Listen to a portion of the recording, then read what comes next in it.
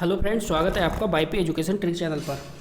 तो दोस्तों, इस वीडियो में हम बात करेंगे, देखिए क्लास 11 एग्रीकल्चर की, ठीक है। और क्लास 11 एग्रीकल्चर में ये चल रही है आपकी एग्रोनॉमी। क्या चल रहा है सब्जेक्ट? एग्रोनॉमी, ठीक है।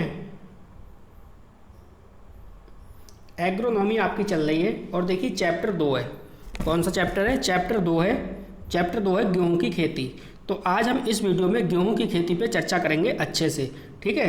तो आपको बताना चाहेंगे कि आप हमारे चैनल पे नए हैं या अभी तक आपने हमारे चैनल को सब्सक्राइब नहीं करा है तो आप नीचे रेड कलर के सब्सक्राइब बटन पर क्लिक कर लें और बराबर में बेल आइकन की घंटी है उसको भी प्रेस कर लें।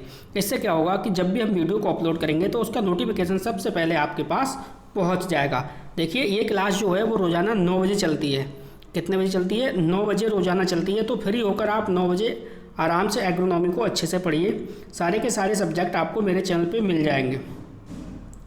चलिए देखिए, गेहूं की खेती की अगर हम बात करें तो देखो सबसे पहले हम बात करते हैं बॉटनिकल नेम, यानी पूछा जाता है गेहूं का बॉटनिकल नेम क्या है, ठीक है। तो बॉटनिकल नेम है इसका टेट्रिकम एस्टिबम। क्या हो जाएगा? टेट्रिकम एस्टिबम। अगर हम इसकी फैमिली की बात करें तो ये किस फैमिली का है? ये है पोएसी का। किस फैमिली का है? पोएसी का है। अगर हम इसका ओल्ड नेम की बात करें तो गेहूं की जो फैमिली है इसका जो ओल्ड नेम है वो है ग्रेमनी। क्या है? ग्रेमनी। अगर हम क्रोमोसोम की बात करें तो क्रोमोसोम की संख्या होती है 42, यानी 42 होती है। कितनी होती है? 42। तो इतने पॉइंट आपको ये ध्यान रखने हैं। बॉटनिकल नेम हो गया टेट्रिकम एस्टिबम हो गया, फैमिली हो गई इसकी पोएसी हो गई, ओल्ड नेम हो गया ग्रेमनी हो गई, क्रोमोसोम अगर गुणसूत्र की बात करें तो 42 हो गए। अब आगे चलिए, आगे समझते हैं। अब देखो हेडिंग आपकी आएगी कि भाई गेहूं की खेती का वर्णन, ठीक। अब हम गेहूं की खेती का वर्णन करेंगे और इसकी उत्पत्ति जानेंगे। सबसे पहले उत्पत्ति समझो तो ये दक्षिण पश्चिमी एशिया से इसकी उत्पत्ति हुई है। कहाँ से? दक्षिण पश्चिमी एशिया, ठीक है। अब यहाँ पे हम करेंगे क्षेत्रफल और वितरण की बात। तो सबसे पहले हमारी हेडिंग आएगी क्षेत्रफल और वितरण। तो इसके बारे में समझो। देखो, विश्व में प्रमुख गेहूँ उत्पादक देश जो है वो सबसे पहले नंबर पे है चीन, यानी चाइना। दूसरे नंबर पे है भारत, ठीक है। पहले नंबर पे कौन है? चीन। दूसरे नंबर पे भारत। फिर देखिए संयुक्त राज्य अमेरिका, रूस, कनाडा, तुर्की, ऑस्ट्रेलिया आदि हैं, ठीक है। गेहूं के उत्पादन की दृष्टि से भारत का विश्व में द्वितीय स्थान है। यहाँ पे देखो भारत का पूरे वर्ल्ड की बात करें, पूरे विश्व की बात करें तो दूसरा स्थान है, ठीक है। और पहले नंबर पे कौन है? पहले नंबर पे गेहूं उत्पादन में चीन है, ठीक है। आगे देखिए, वीडियो को बिल्कुल लास्ट तक देखना, सारा का सारा आपकी समझ में आ जाएगा। पूरा टॉपिक आपका आज क्लियर हो जाएगा गेहूं की खेती। आगे समझो, देखो भारत में, अब हम भारत की बात कर रहे हैं। भारत में केरल और नागालैंड को छोड़कर सभी राज्यों में गेहूं उगाया जाता है। भारत में देखो केरल में गेहूं नहीं उगाया जाता, गेहूं और कहाँ नहीं उगाया जाता है? नागालैंड में। केरल और नागालैंड को छोड़कर सभी राज्यों में गेहूं उगाया जाता है, जैसे उत्तर प्रदेश, पंजाब, हरियाणा, एमपी, राजस्थान, बिहार, महाराष्ट्र प्रमुख गेहूं पैदा करने वाले राज्य हैं। तो सबसे पहले नंबर पे अगर हम भारत में राज्य की बात करें तो सबसे पहले स्थान पे देखो उत्तर प्रदेश, ठीक है। उत्तर प्रदेश में गेहूं सर्वाधिक मात्रा में पाया जाता है। इसके बाद पंजाब में भी गेहूं उगता है, हरियाणा है, मध्य प्रदेश यानी एमपी है, राजस्थान है, बिहार है, महाराष्ट्र है। ये प्रमुख गेहूँ पैदा करने वाले राज्य हैं, ठीक है। अब आगे समझो, अगला पॉइंट है, ये आपका अच्छा पॉइंट है। देखो उत्तर प्रदेश, पंजाब और हरियाणा, अगर हम इन 3 राज्यों को जोड़ दें तो कौन कौन सा? एक अपना उत्तर प्रदेश, दूसरा पंजाब, तीसरा हरियाणा। इन तीनों को अगर हम जोड़ दें तो तीनों में 72.92% गेहूँ का उत्पादन करते हैं। कितना? 72.92%। देखो 3 राज्य हैं, 3 राज्यों से कितनी हो रही है पैदावार? 72.92% गेहूँ का उत्पादन करते हैं। देखिए भारत के सभी प्रदेशों में उत्तर प्रदेश गेहूं के क्षेत्रफल एवं उत्पादन दोनों में दृष्टियों से अग्रणी है। चाहे क्षेत्रफल की बात कर लो आप, गेहूं के क्षेत्रफल की, चाहे उत्पादन की, दोनों में ही प्रथम स्थान पे है कौन? अपना उत्तर प्रदेश। अब देखो ये तो हो गई थी आपकी क्षेत्रफल एवं वितरण की बात। अब हम सबसे पहले देखो गेहूं की खेती पढ़ रहे हैं तो गेहूं की खेती करने के लिए हमें क्या करना पड़ेगा? हमें करना पड़ेगा भाई खेत को तैयार। तो सबसे पहले जो हमारी हेडिंग आएगी वो आएगी खेत की तैयारी। भाई गेहूं को बोने से पहले सबसे पहले आपको खेत तैयार करना पड़ेगा, ठीक है। समझो, देखो 3 से 4 जुताइयाँ हैरो कल्टीवेटर से करके पाटा लगाकर खेत को समतल, भुरभुरा, खरपतवार रहित तैयार कर लेना चाहिए। अपने खेत है, जैसे आप अगर अपने खेत में गेहूं की पौध लगा रहे हो, गेहूं आप बो रहे हो, तो गेहूं बोने से पहले आपको अपने खेत की 3 से 4 जुताइयाँ करनी है। चाहे तो आप हैरो से करो या फिर कल्टीवेटर से करो, ठीक है।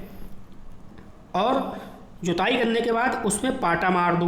पाटा लगा के क्या हो जाएगा, खेत कैसा हो जाएगा, समतल हो जाएगा। और जहाँ मिट्टी जो है ना, मिट्टी के डेले बन रहे होंगे ना, वो भी कैसे हो जाएंगे, भुरभुरी। मिट्टी कैसे हो जाएगी, भुरभुरी। और खरपतवार रहित हो जाएगी, यानी कोई भी खरपतवार आपके खेत में नहीं रहेगा।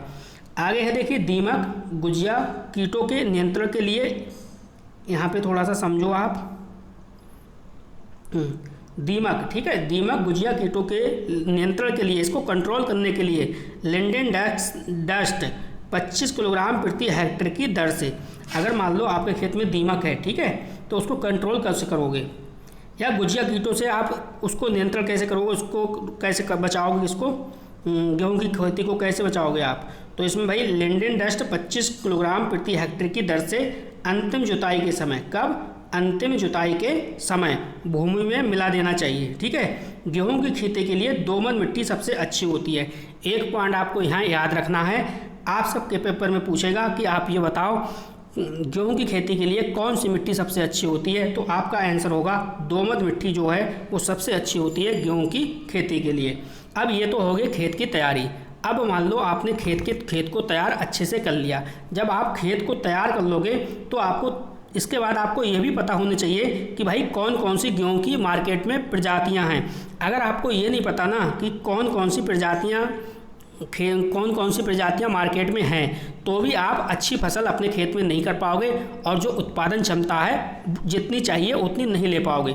तो सबसे पहले आपको गेहूं की उन्नत प्रजातियों के बारे में पता होना चाहिए, जिससे कि आप अपने खेत में गेहूं की प्रजाति लगा सको। तो सबसे पहले देखते हैं ए नंबर पे लंबी जातियाँ। लंबी जातियाँ कौन कौन सी हैं, देखो लंबी जातियों की बात करें तो K65 है, K68 है और K72 है और C306 है। ये तो हो गई लंबी जातियाँ, ठीक है। अब हम बात करेंगे बौनी जातियों की।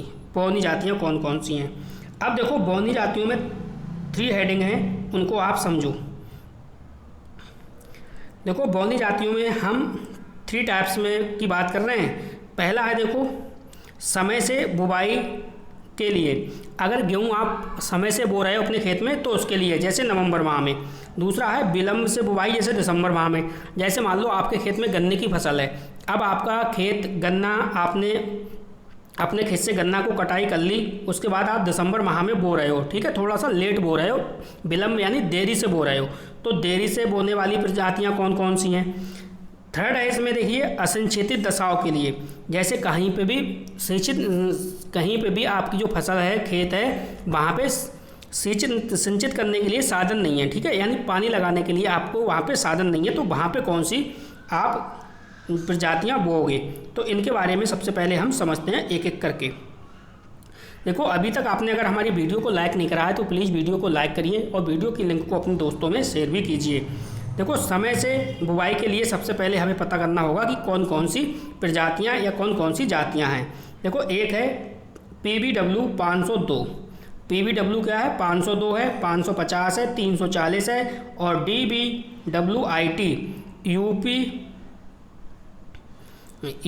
2368। यहाँ पे देखो ये मिसिंग हो गई है, ठीक है, कोई बात नहीं, इसे छोड़ दो आप। यूपी 2338 है, यूपी 2382 है, HD 2687 है और 2733 भी है, WH 542 है। इतनी प्रजातियां हैं गेहूं की, ठीक है। अब देखो विलंब से बुवाई यानी दिसंबर माह में, तो दिसंबर माह के लिए कौन कौन सी है समझो। WH 711 है, WH 711, फिर 1021 है।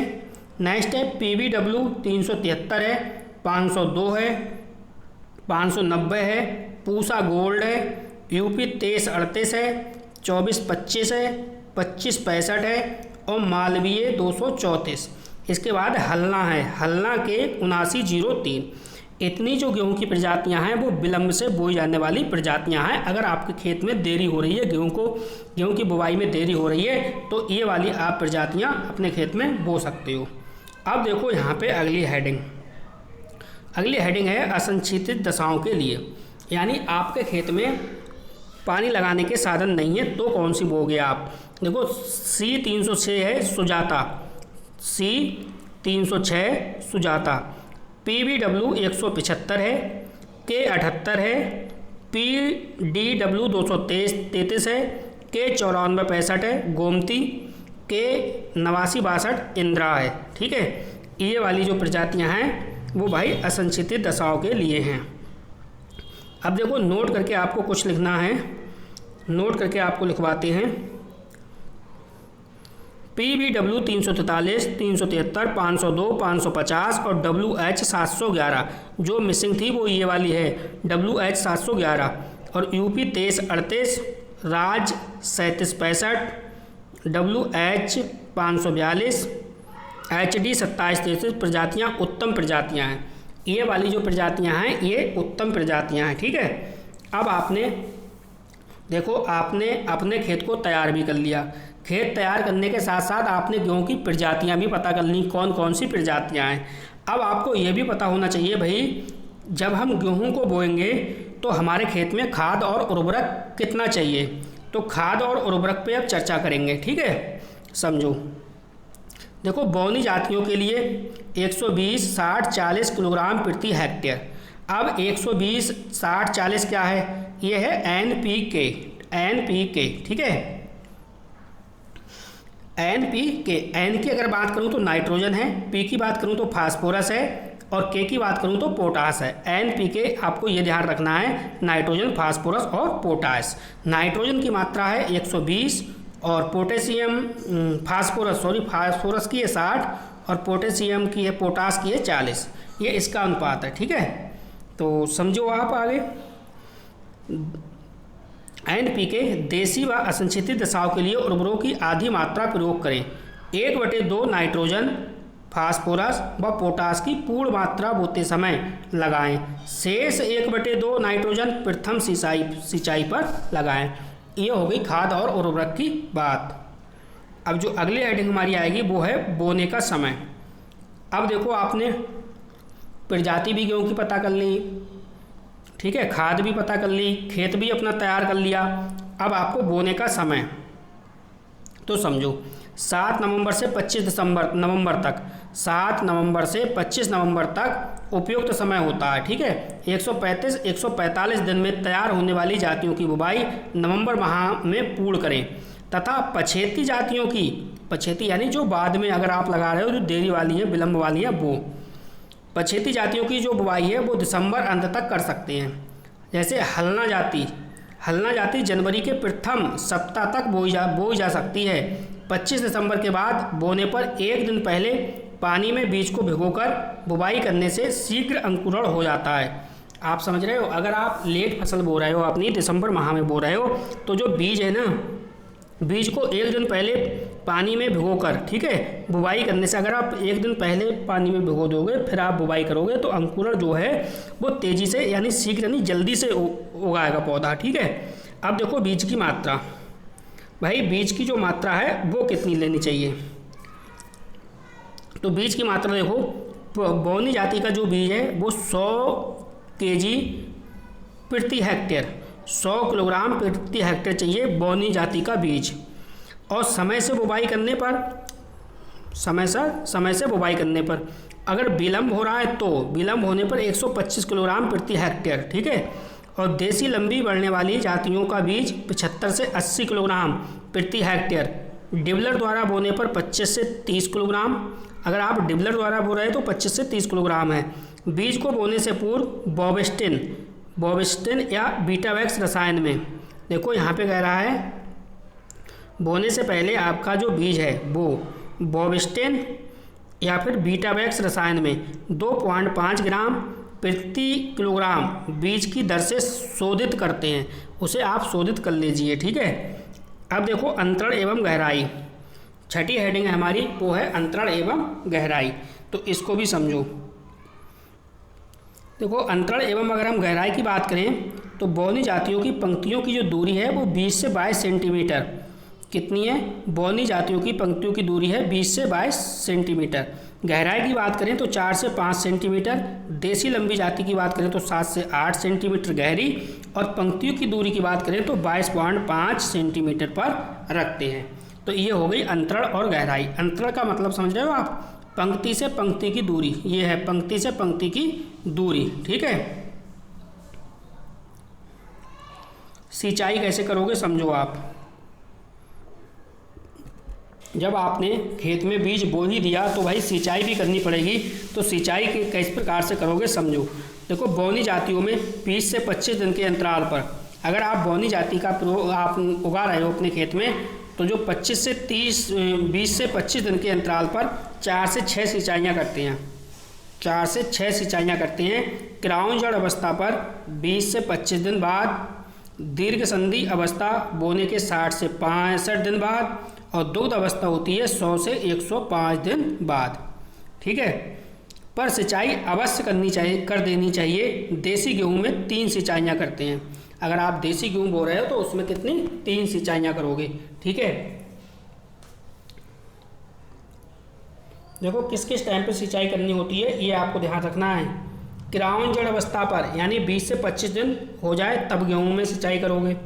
दीर्घ संधि अवस्था यानी बोने के 60 से 65 दिन हो जाएं तब आप सिंचाई करोगे। और दुग्ध अवस्था यानी 100 से 105 दिन हो जाएं तब आप सिंचाई अवश्य करोगे। अब देखो खरपतवार नियंत्रण। भाई, खरपतवार नियंत्रण के बारे में समझो। खरपतवार अगर आपके खेत में हो गया है तो उससे कैसे निपटोगे आप। तो भाई, खरपतवार को खुरपी या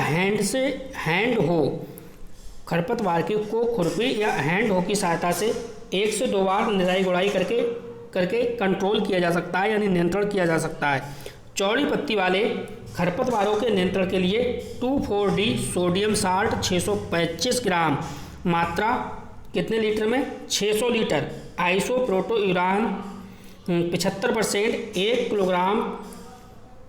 किलोग्राम प्रति हेक्टेयर बोने के 30 से 35 दिन बाद प्रयोग करते हैं। तो ये तो हो गया आपका खरपतवार नियंत्रण की बात हो गई। अब देखो, रोग एवं कीट नियंत्रण। अगर आपकी फसल में रोग लग गया या फिर कीटों से बचाना है तो क्या करोगे? कीट लग गए तो उसके लिए क्या उपाय करोगे समझो। देखो, बीज लिप्त बीमारियां जैसे पहाड़ी बंट, कसाल बंट, अनावृंत, कंडुआ को कंट्रोल करने के लिए बोविस्टिन या बीटावैक्स 2.5 ग्राम प्रति किलो बीजों की दर से क्या करते हैं? शोधित करते हैं, ठीक है। ये पॉइंट आपको ध्यान रखना है। बोविस्टिन या बीटावैक्स 2.5 ग्राम प्रति किलोग्राम बीजों की दर से क्या करते हैं? शोधित करते हैं, ठीक है। अब देखिए नेक्स्ट हेडिंग है आपकी, उसे भी समझ लो आप। आगे समझो आप। दीमक या गुजिया नियंत्रण के लिए लिंडेन डस्ट 1.3% 25 किलोग्राम प्रति हेक्टेयर प्रयोग करें। चूहों के कंट्रोल के लिए जिंक फास्फाइड, अगर आपके खेत में चूहा लग गए हैं तो जिंक फास्फाइड या बेरियम कार्बोनेट से बनी जहरीली गोलियों का प्रयोग करें। आप जिंक फास्फाइड का भी यूज कर सकते हैं और बेरियम कार्बोनेट से बनी जहरीली गोलियों का भी उपयोग कर सकते हैं। अब देखो, अगर हम उपज की बात करें तो भाई बौनी जाति है उसके लिए उपज कितनी होती है? 40 से 50 कुंटल प्रति हेक्टेयर की फसल इसमें होगी, उपज होगी, ठीक है, तैयार। और देसी लंबी जातियों में होगी 25 से 30 कुंटल प्रति हेक्टेयर। तो दोस्तों देखिए, गेहूं की खेती आपकी बिल्कुल कंप्लीट हो गई। आपको वीडियो कैसी लगी कमेंट करिए। कोई भी समस्या है, किसी भी प्रकार की कोई भी समस्या है, कुछ भी समझ में नहीं आ रहा है या और भी कोई समस्या है पढ़ाई से रिलेटेड, तो आप नीचे कमेंट कर सकते हैं। आपको कमेंट के माध्यम से हम जवाब दे देंगे। तो बस इस वीडियो में इतना ही था। वीडियो देखने के लिए आपका बहुत बहुत धन्यवाद। मिलते हैं नेक्स्ट वीडियो में।